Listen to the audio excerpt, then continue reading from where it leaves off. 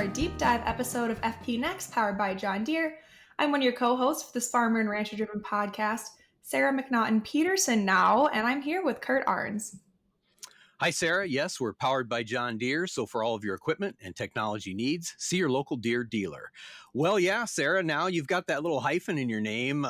You had a big weekend just recently and you got hitched to that fiance Kowell. So pretty neat. And I think you were able, in the reception anyway, to show a little bit of roping skill, I heard. Yeah, I know our boss Mindy Ward attended, and she had a video of me roping a team roping dummy at the reception, trying to show some of my friends how to rope. And that seems like it's gotten around in Farm Progress a lot more than I thought it did. I think a couple people have mentioned that they got it in a text, and I was like, I haven't even seen the video. Like, I hope I caught it, but sounds like I did from the video, right? Yeah, you absolutely caught it. It was, you're just a rock star bride. I mean, what can I say? So, yeah, we want to, from all of our listeners, I'm sure we're conveying our congratulations to both you and Kowell. So, what a cool deal, cool venue, huh? And the weather held for you too. Yeah, we didn't have any snow. We had a little bit of rain, but I heard that that's good luck. And of course, yep, we got married at a historic ranch up here in North Dakota. It was a great weekend. The rain cleared a little bit so we could get some pictures, and it was a perfect day. Perfect weekend. We didn't have snow. We didn't have ice. I was happy. Yep. And what a great occasion. And so, do you feel any different today than you did a week ago, other than being kind of relieved probably then that everything went off cool? Yeah, I feel about the same. I know I've got a mess of a pile of pampas grass in my basement that I got to be sorting through at some point. But hey, I heard you guys are about to have wedding planning central at your place, right? Yes, my daughter Lauren just got engaged a couple of weeks ago, so we're planning for a July wedding in the Great Sandhills of Nebraska. So that will be a lot of fun. And yeah, we're doing all the things that you were doing about a year ago in the planning stages and getting the venue and all that stuff lined up. So exciting times. So yeah, it's a lot of fun. And I know today's topic might not be something everyone's excited about, but it's an important topic to discuss. So today's topic is not something everyone wants to talk about, not to add to our anxiety over farm markets and weather for farmers and ranchers, but we will dive into a discussion about cyber attacks on agriculture. It's a real thing. It's impacted farms and ag businesses over the past several years, and it's something we really need to know more about. I think too, Curt, it's something we see a lot of times, like really big companies, but the fact of the matter is if it affects the big farms, it can affect your farm too. And that's why we have our guest today, FBI Special Agent Eugene Kowell from the Omaha, Nebraska field office to talk on this topic. Special Agent Kowell spoke at a Nebraska Farm Bureau press conference at Husker Harvest Days a couple of years ago, and that is where we first heard him discuss this topic. And so we're going to go over what you need to know about cyber attacks on agriculture, and maybe what you can do to make it more difficult for attackers to strike your operation. Hi, Welcome, Special Agent Kowell, to FP Next. good to be here. Hi, Sarah. Hi, Curt. Well, we sure appreciate you taking time to visit with us today about this really important topic, and I'm going to jump right in. I kind of think this is the thing that a lot of our farmer and rancher listeners really want to know. And I mean, what can farmers and ranchers or ag businesses do to mitigate or prevent or at least reduce the chances they're going to be the focus of these cyber attacks? That's a great question. And thank you so much for the opportunity to talk with both of you, talk with all of your listeners. This is an important topic. We think wherever in the U.S. you may live, from California to Nebraska to Georgia to points in between, the cyber threat to our farms, our ranches, our food processing facilities is just growing exponentially. And a big reason for that is sort of our movement to precision agriculture, right? I mean, American farms and ranches are the most productive, most efficient in the world. And a lot of that is because of our reliance on data, on technology, but it also creates a very attack-rich surface for criminal actors on the cyber arena to exploit. So, and I think your point, Sarah, during the introduction is spot on. We all know that big companies, banks, telecommunication providers, they work very hard to have a robust cybersecurity infrastructure platform, but that's very hard for small producers, small farms, small ranches to duplicate. And I think the fact that even a small farm or ranch, I think I saw some data recently that the average farmer uploads about 500,000 points of data to the cloud every day. And that's only going to grow. We look at the next decade or two, that's only going to grow. And it is a target that our cyber adversaries have hit and will continue to try to hit. We all know in agriculture, time is everything. Time is very sensitive. So whether it's during times of harvest, during times of planting, the ability to grow our food, feed, and biofuel is really dependent on those critical timing. And if a cyber adversary can commit a ransomware attack or steal our data during that time period, it can be extremely damaging for folks. Well, I know you asked, so what can people do? So happy to talk about that. The first thing I think is they can do is just this: listening to this podcast and generating awareness that this is a real issue. It doesn't matter whether you're a huge producer with hundreds of employees or you're a small producer with just a few employees. What the cyber adversaries will look for is how many devices you have connected to the network. There's some things people can do. Number one is update software. You know how we all get in our phones, our computers, that reminder, hey, you need an update. Well, a lot of the reason we're getting those reminders to update our software is because someone somewhere has identified a security issue and you need to patch your device. So anytime you get any update available for any of your software with your ag equipment, your personal devices, do that. 2, use unique passwords. 3, use for all your devices, to the degree you can, use multi-factor authentication. What does that mean? It's not complicated. It means anytime you log in, try to use a system where there's more than one way to log in, not just a password plus, you get a text message to your phone, a password plus a fingerprint, whatever it is, just more than one thing to log in. 2, we tell everyone, back up your files. A lot of what these criminals will do is hold your data ransom. And if you don't have what we call air-gapped backups, like backups of your data that are not connected to the network, then you're going to be in a real pinch, and you're going to feel a lot of business pressure to either pay a ransom or suffer a big loss. So we encourage everyone to maintain backups. The other thing is encrypt any sensitive data. We have to talk a lot about what we call cyber hygiene. Like, don't take the bait. If you ever get emails or text messages from people you don't know, and it's an offer that seems too good to be true, or it's an offer that's trying to impose some kind of urgency, like you have to take this action now, or something catastrophic will happen, be careful. Take a minute, stop, think, find some way to corroborate where that came from. If it's from your bank, don't respond to that email. Call your bank independently. And we see a lot of the way that these cyber adversaries work is if you can click on a link, click on an email, click on a text message, it can download malware to your phone, to your computers, your devices. And that brings me to the next point, which is, have segmented networks. Like, don't have all your networks connected together so that once someone's in your network, they have access to everything you have. Try to break that up. And the only 2 other things I really would throw out there, and there's a lot more on this topic, is 1, be very careful anytime you connect to like any public Wi-Fi network. If it's a public network, that means very easy for people to see your traffic back and forth. So if you have to do that, use some kind of VPN, some kind of other tool to hide your traffic. But I would say the most important thing, really, other than just being careful where you click, is to have a response plan. Be prepared for the fact that you will get hit, and how will you respond?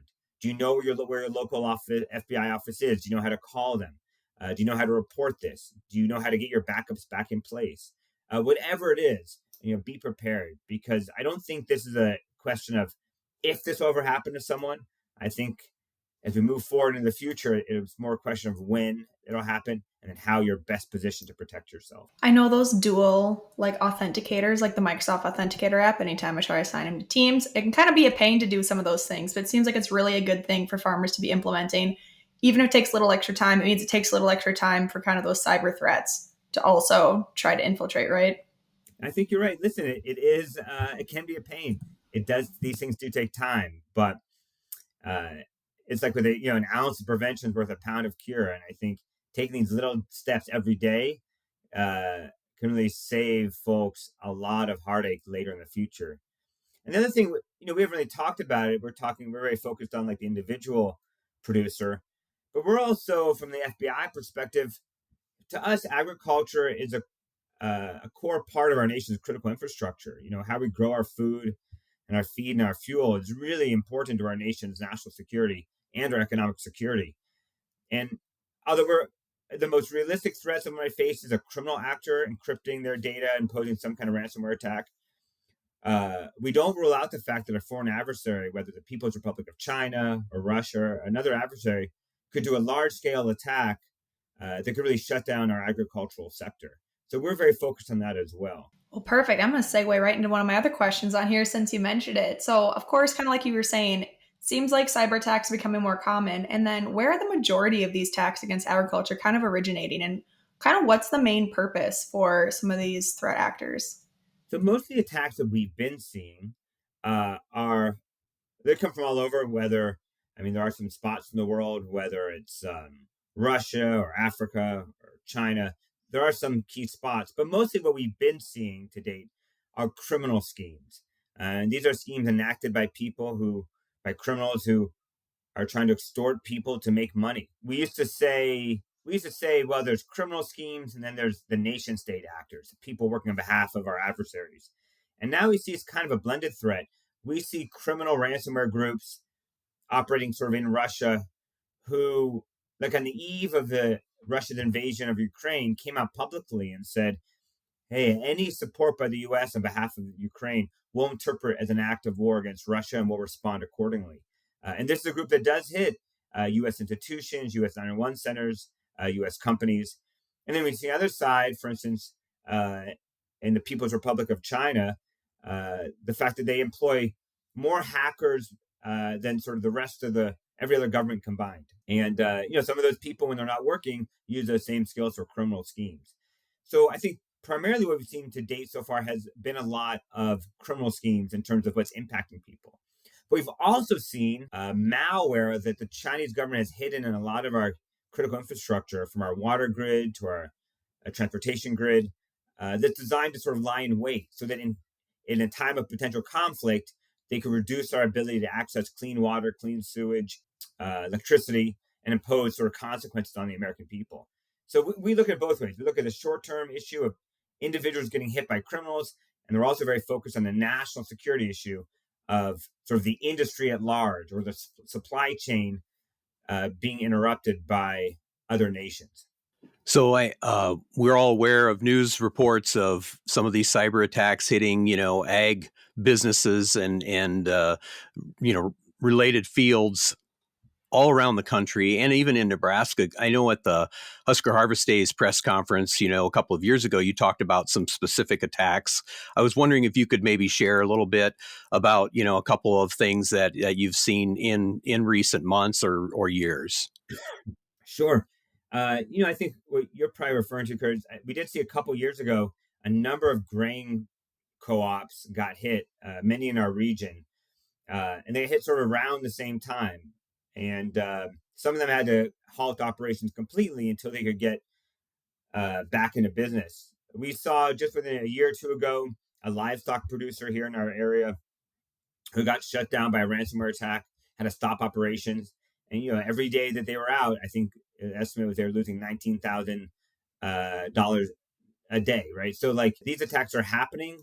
You don't always hear about them, but I encourage people is that if you are hit with a ransomware attack, call us. Reach out to the FBI. Reach out to us online at fbi.gov. Call our office or call your local FBI office, which you can find just by looking up on Google. Call and report it. And the FBI will be there to help. We have cyber trained agents and analysts throughout the country. And sometimes what we can do is we can respond in person if you need that. Sometimes we can help remote. Sometimes we can help.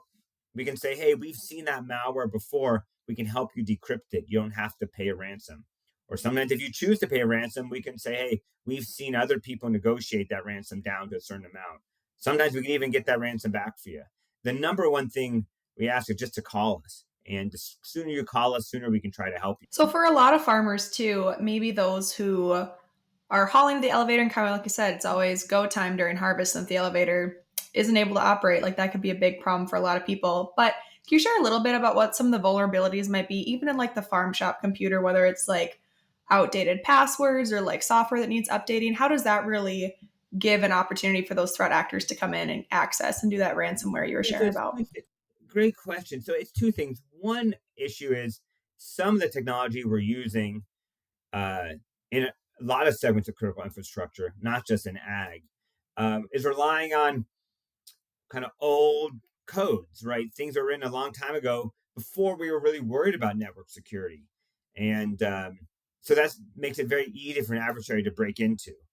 Uh, the other fact is that we have, you know, for ease of use, people often will use weak passwords. They'll keep sort of access open so they can access data remotely.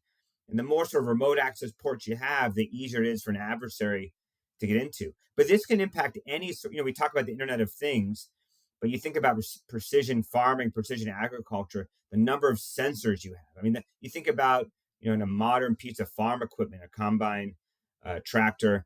I mean, the amount of data that's being sent up to the cloud. I mean, some farmers have told me that during planting season, or harvest season, if they lose access to their data, they often stop, until they get that back. And so basically any device that's connected to the network, to the internet, can be used as a tool for adversaries to get in. And I think we often forget that, like, a lot of things that are connected to the internet might be collecting more data than they're designed. I mean, right? You see refrigerators and toasters connected to the internet. Do you really need your toaster or refrigerator to connect to the internet? Maybe it's helpful. You can monitor the temperature, monitor when your toast is ready. I mean, maybe that stuff is helpful, but every time you do that, you're creating another access point for a cyber adversary to get into your network. So basically, any device connected to the network is at risk, and we encourage all those devices to have unique passwords, have hard passwords, don't have default passwords, and keep your data, your critical data you need to operate, stored somewhere else so you can get back up and running if you are the victim of a ransomware attack. So you talked just a little bit ago about, calling the office there in Omaha if you have been hit by a cyber attack. Can you walk us through, like, if a farmer or an ag business makes a contact with you, kind of what is the experience with FBI then moving forward to help, mitigate some of these issues? Yeah, it's a great question. So we respond in many different ways, but what we always tell folks is, if you call us about a cyber attack, that you're a victim. We treat you as a victim. We provide service to you as a victim. Some people want us on site, trying to help them get through this. A lot of what we want to do is try to attribute, where did this attack come from, and impose some kind of risk and consequence on the people who did it. And usually that comes in a variety of forms. If we can take their money, we can do that. We want to do that. If we can deny their ability to operate by taking their servers offline, we want to do that. If we can arrest and extradite them, we'll do that.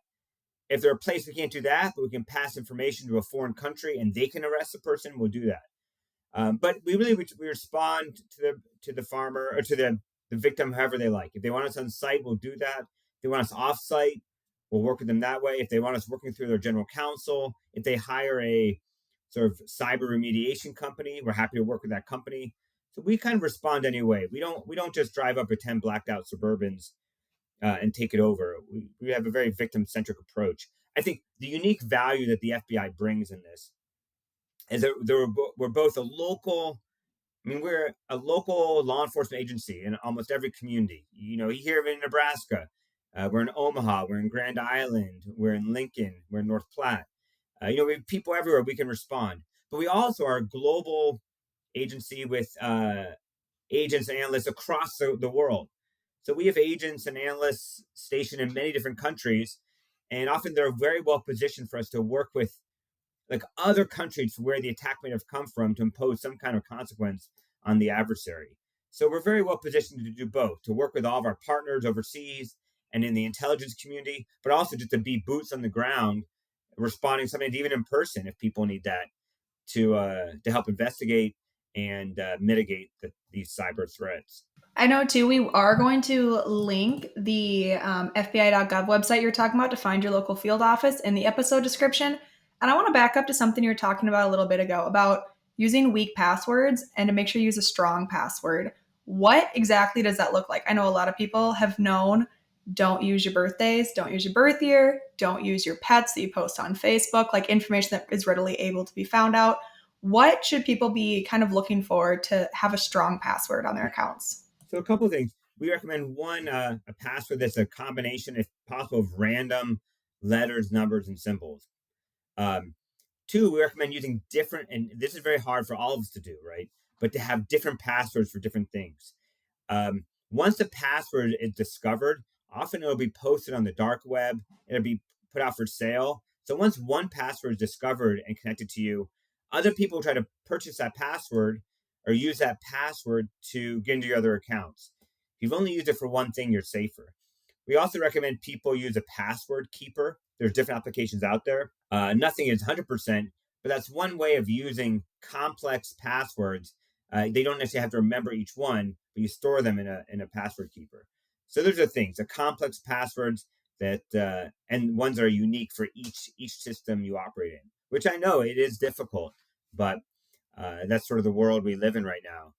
And I'll tell you the other thing in the cyber, why we see this issue getting worse, is really with the advent of artificial intelligence, right? You know, it used to be some time ago that if you want to commit a cyber attack, you had to have some knowledge of you had some level of cyber skill. And it's gotten to the point where you really don't need much of that at all. You can sort of buy the software and just use it the same way you or I might buy, any program or app for our computer or our phone. We can buy it and it's already set up for us to run. And if we have questions, there's customer service. A lot of this cyber malware works the same way now. And with AI, it's going to get even worse, right? People have the ability to really duplicate voices, duplicate images.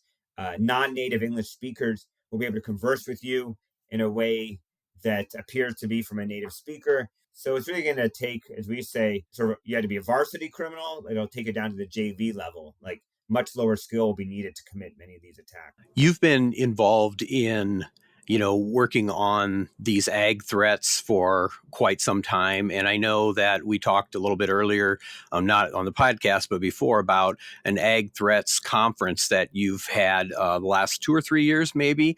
Do you want to talk a little bit about that? I think you said that you're going to be having one in 2025. So can you speak a little bit about what is expected and who maybe should be attending that kind of a thing?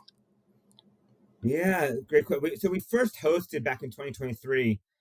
We call it the Midwest Agricultural Threats Symposium. And we invited sort of producers, private sector partners, partners from academia, partners from government to come and talk about and share information and intelligence about threats to agriculture. I think we first envisioned it would be a group of maybe 75 executives in a room, but we saw there's much more interest. Our first year we had over 300 people. Last year we did it here in Omaha, and we had, I think, almost 400 people from almost 30 states.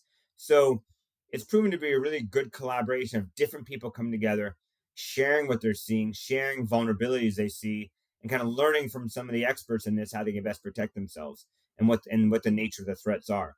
So we will do it again in 2025. Don't have a date yet, but just stay tuned, monitor our website, email us, and we will start getting the word out probably in the spring. I think, Sarah, that our publications will probably be interested in publishing those dates and letting our readers and listeners know all about it. So Yeah, absolutely, Curt. We all love a good ag conference, especially when something on like a really hot topic like this that a lot of farmers and ranchers need to know about.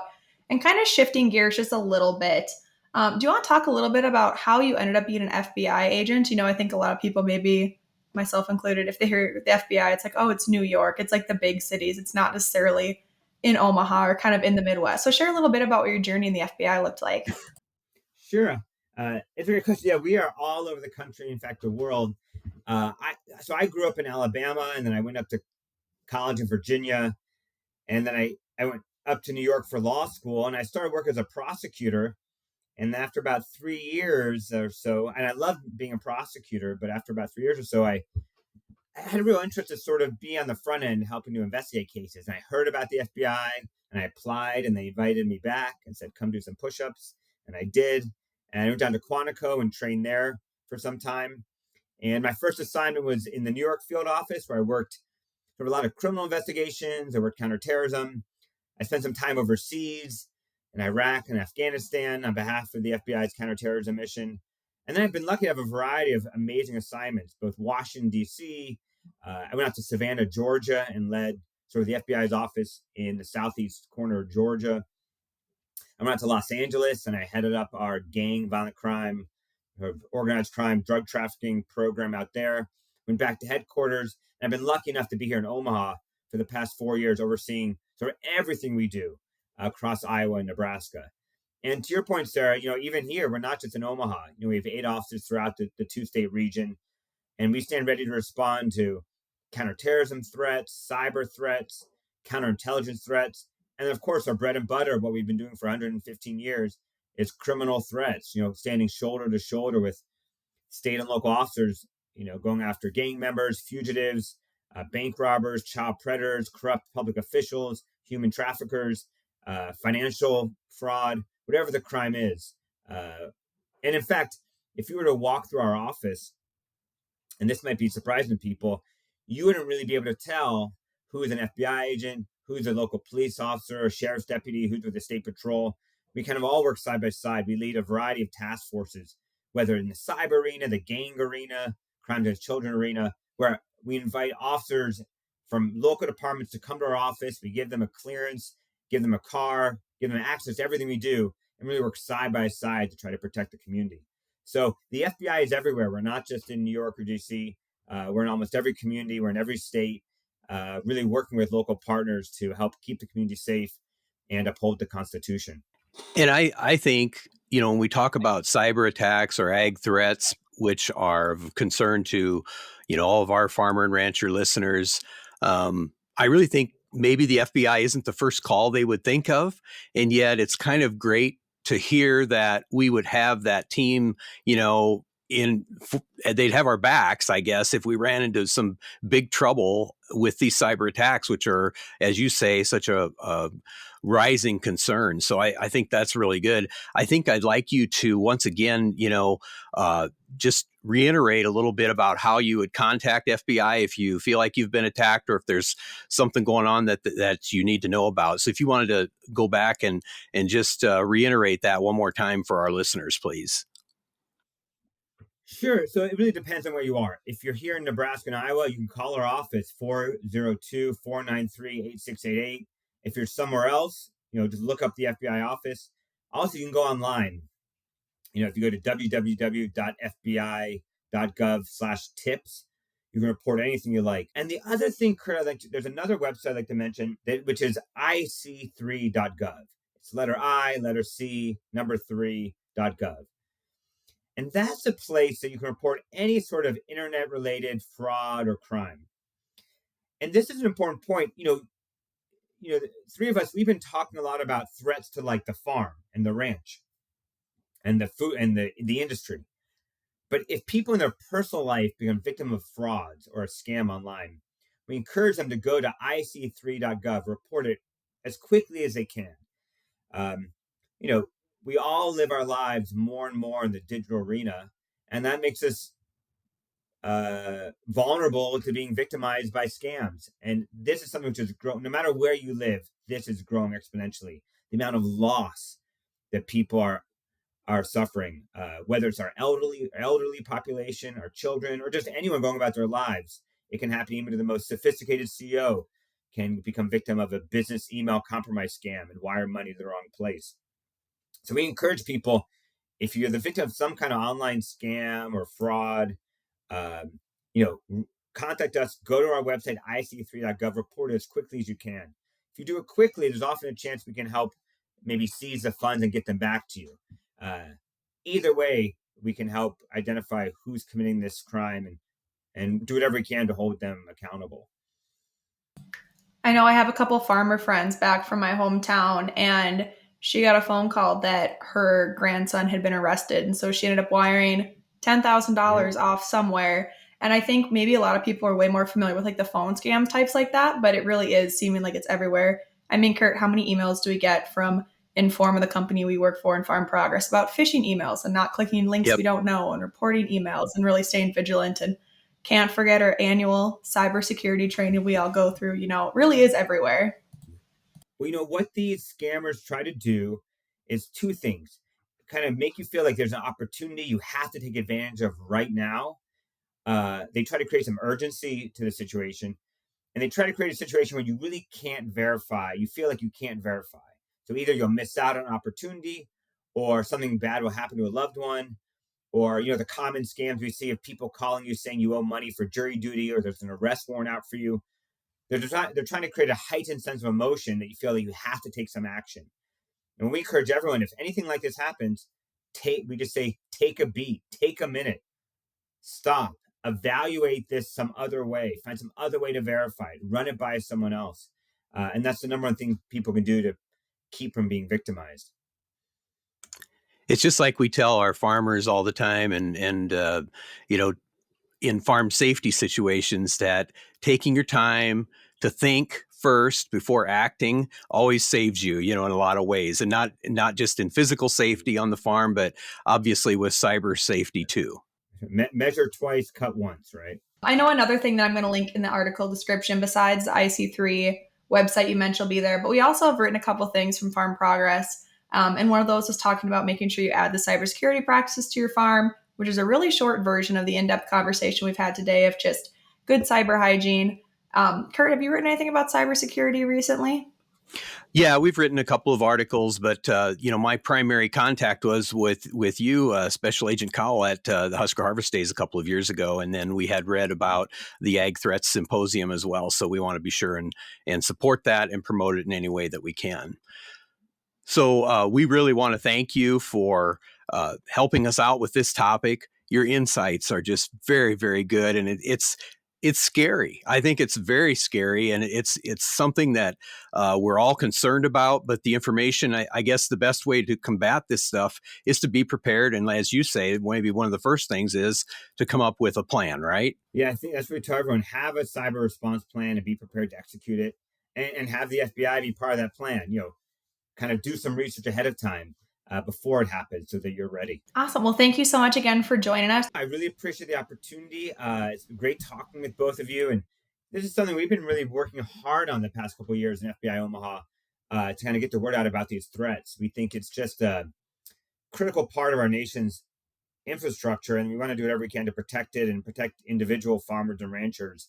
We're really doing a vital mission, feeding our families and producing biofuels for us and for the entire world.